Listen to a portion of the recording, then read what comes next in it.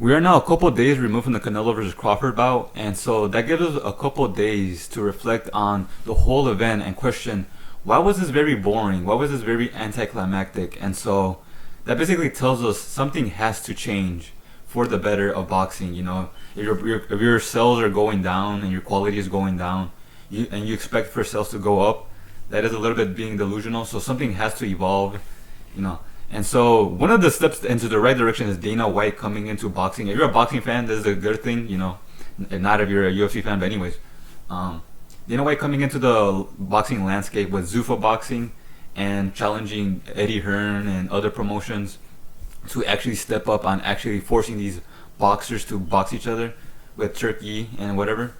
That is a good thing if you're a boxing fan. But the thing is, there's a fundamental error in boxing when it comes to modern 2025 combat sports is the actual performance, the actual boxing match. The Canelo versus Crawford actual performance was very boring, and there's issues to that. And one of the issues, in my opinion, is the whole Queensberry rule set, and also just the fundamentals of boxing when it comes to certain ways that are stuck in the old times. And so I came up with a couple rule set changes, and in my opinion, that makes boxing more entertaining. And so yeah, so write your comments in the comment section below if you agree with my rule set changes. Just saying. So the first thing I think about is the actual rounds. You know, 12 rounds. They're like 2 to 3 minutes long.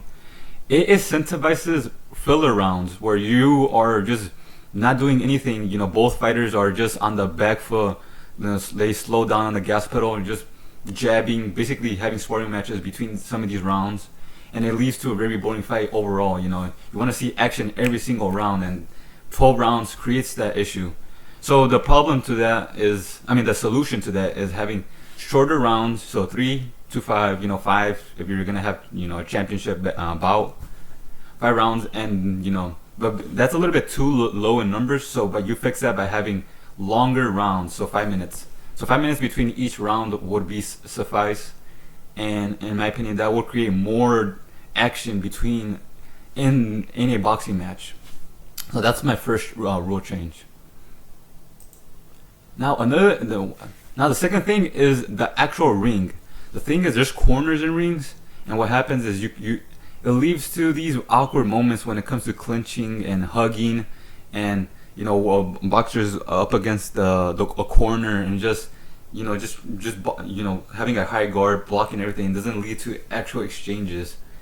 And so, like, you can see right here, the BKFC ring does a perfect job at this, at fixing the solution where it leaves no corners, it's a circle, and it creates this always standing and banging opportunities in boxing. So that's the second rule change, is get rid of corners, make it more of a circle shape.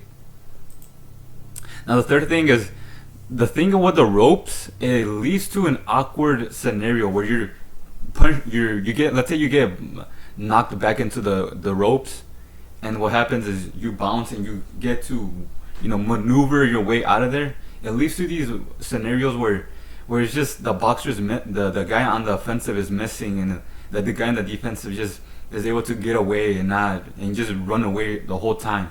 So what you want to do that is have a physical, more physical blockage, like wall, and a chain link fence does that, because the chain link fence is made out of metal, so like it leaves more of a way to hold yourself back and not be able to weave your way out of punches, and it's visible. You can see through a chain link fence. Everybody can see through this, so it leaves a proper way of just watching the boxing match while making it more action based. Now another thing is gloves. Gloves are a little bit too big in boxing, and so what happens is you create these high guards, these 7 types of guards that you only see exclusive in boxing, where you can like I said, high guard. There's the what's it called, the Philly shell, and this gives these fighters a big opportunity to just be defensive throughout the whole fight and just rely on the back foot and counter. No front foot action, no creating these car crashes or nothing. And one of the guys that promote this type of style is Mayweather. and a lot of people called him boring after he stopped. He went from Pretty Boy Floyd to Money Mayweather. Everybody, people started to hate this dude. And one of the ways he was able to get away with that style is big boxing gloves.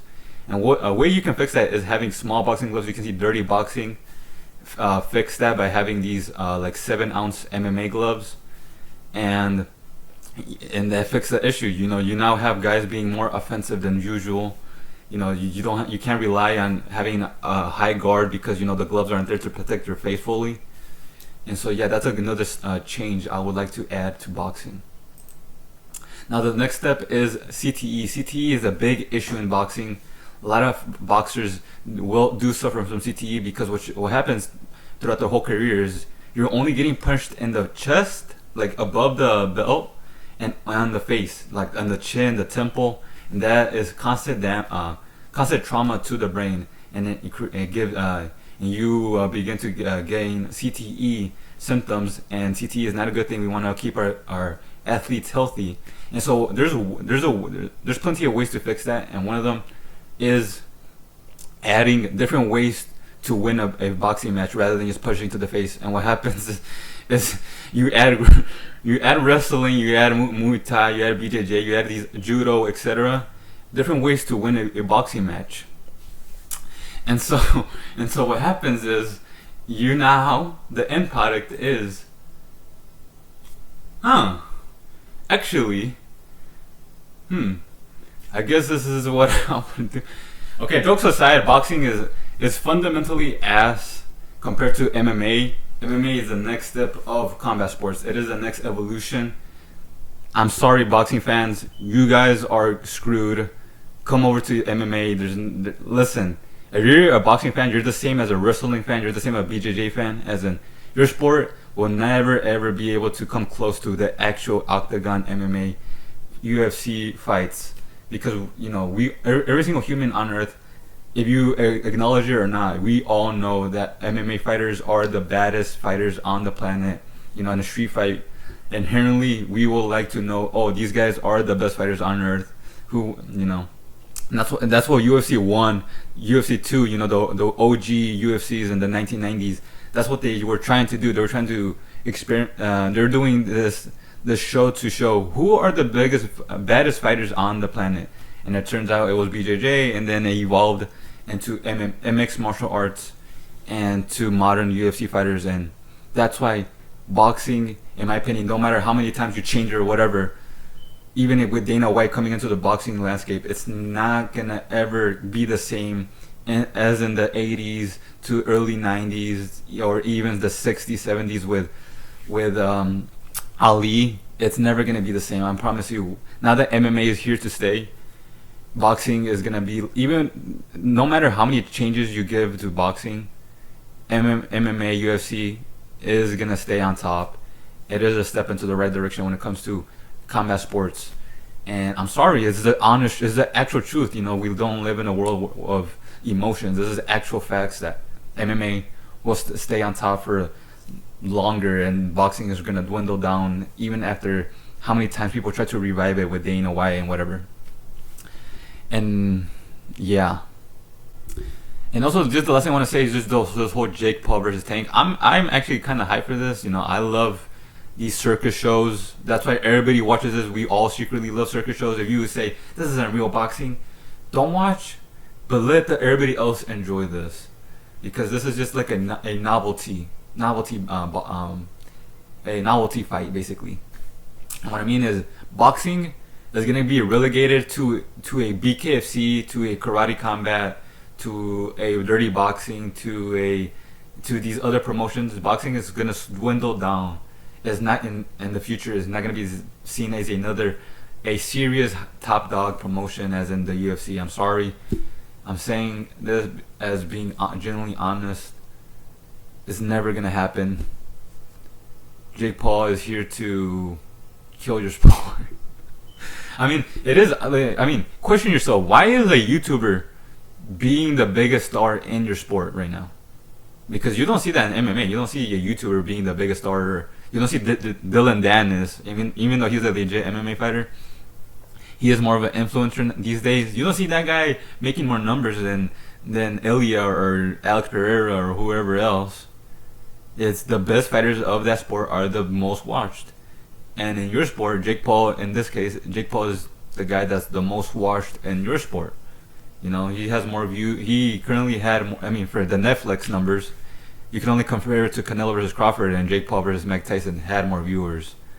So, yeah, and then also don't even forget about the Rolly versus Ryan Garcia card. It was supposed to be all stacked. It was supposed to be like the UFC equivalent to boxing card, and nobody's even talking about it to this day anymore. Like, it's literally went away into dust. So yeah, I'm like I said, if you're a boxing fan, jump ship. I mean, the heavyweight boxing is standing. It's like if boxing is standing on its last legs, the last legs are heavyweight boxing.